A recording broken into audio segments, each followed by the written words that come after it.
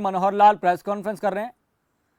योजना बनाएंगे, आंकड़ा जो है 31 मार्च बजट में ही पेश किया जाएगा भी नाबार्ड से हम कितना पैसा लेंगे। कृषि इरिगेशन का सर खासतौर पर जो हमारा साउथ हरियाणा का प्रोजेक्ट है वहाँ पर सब्सिडी काफी मात्रा में दी जा रही है, कितना असर उसके लिए हमने बताया उनको, देखिए आज कोई आंकड़ों का विषय नहीं था, आज तो इश्यूज को फ्लैग करने की बात थी। तो हमने जो इरिगेशन का हमारा दक्षिण हरियाणा का, जिसके लिए हमने रजिस्ट्रेशन के लिए बहुत जल्दी 4 जिलों की माइक्रो इरिगेशन की स्कीम हम बनाने जा रहे हैं, वो स्कीम सारी उनके सामने रखी है। तो उन्होंने कहा कि इनके लिए जितनी सब्सिडी जरूरत पड़ेगी वो सारी नाबार्ड हमको देगा, उनके पास उसकी प्लान है बनी।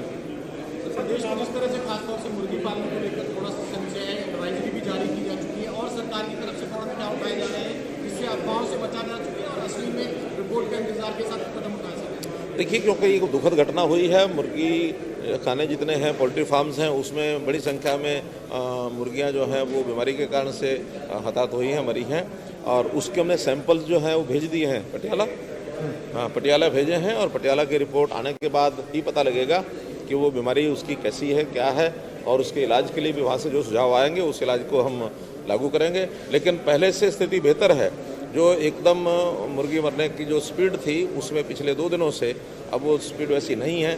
तो ऐसी जो भी बीमारी रही होगी तो इस बीमारी के बारे में एकदम जानकारी तब मिलेगी जब उसकी टेस्ट रिपोर्ट पटियाला से आ जाएगी।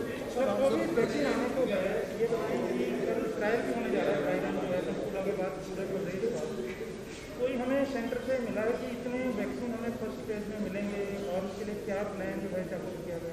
अभी तो इतना ही है कि उसमें जो फ्रंट लाइन रनर हैं, जो हेल्थ केयर वर्कर हैं, हॉस्पिटल्स में काम कर रहे हैं, कोरोना के लिए काम कर रहे हैं, उन सब की संख्या ये लगभग 80,000 संख्या हमारे यहाँ हरियाणा में है। तो उसके लिए मुझे लगता है पहले फेज़ में तो सबके लिए ही मिलेगी, उसके बाद सेकंड, थर्ड, फोर्थ फेज़ ये सब आएंगे, तब हमारी रिक्वायरमेंट कितनी होगी वो हम भेजेंगे। और इसमें भी 80,000 तो सरकारी है, अगर हम प्राइवेट सबकी जोड़ते हैं तो वो लगभग 1.5 लाख बनती है। तो जितना ये 1.5 लाख वर्कर्स का जो टारगेट है वो मुझे लगता है पूरा सरकार हमको देगी।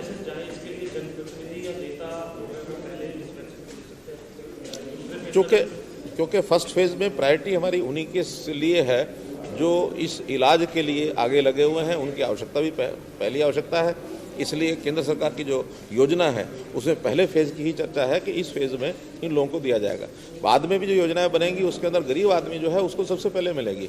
आखिर जो जिसकी ज़्यादा आवश्यकता है, लाचारी है, वो गरीब आदमी के पहले रहती है। तो इसमें भी जो फ्री कितने मिलेगी और फ्री के बिना बाद में पैसों से कितनी लगाई जाएगी, इसकी योजना भी केंद्र ने घोषणा करनी है। तो इसलिए सबसे प्राथमिकता ये है कि जो नीडी आदमी है उसको जो है सबसे पहले इसका लाभ मिलेगा। बेरोजगारी का प्रयास है, दीपेंद्र हुड्डा ने ट्वीट करके जो आंकड़े दिए हैं, जो एजेंसी वो साल भर से कर रहे हैं और साल भर से मैं उसका जवाब दे रहा हूँ। सर, बुढ़ापा पेंशन अगर आपने 31 दिसंबर को प्रेस कॉन्फ्रेंस की तो आपने कहा था कि आप एक विवाद से स्थिति देखेंगे। अब सर विपक्ष ये कह रहा है कि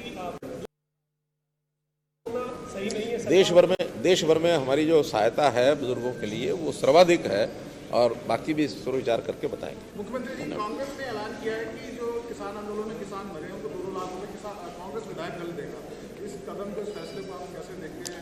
देखिए, हमें इस बात का बड़ा कष्ट भी है, दुख भी है, हमारी संवेदना भी है कि ये जो लोग मरे हैं, लेकिन कुल मिलाकर के जिस प्रकार के बहकावे के कारण से सारा आंदोलन चल रहा है, इस बहकावे में जो लोग आए हैं, मेरा उन संगठनों से, उन पार्टियों से निवेदन है कि लोगों को बहकाएं नहीं और जल्दी इसका जो निदान है वो होना चाहिए। निदान होता है तो बाकी सारी चीज़ें ठीक हो जाएंगी। 26 जनवरी को परेड की तैयारी किसान कर रहे हैं, कल केएमपी पर भी मुझे लगता है कि 8 तारीख को जो बातचीत हो रही है उसमें कोई ना कोई समाधान निकल आएगा।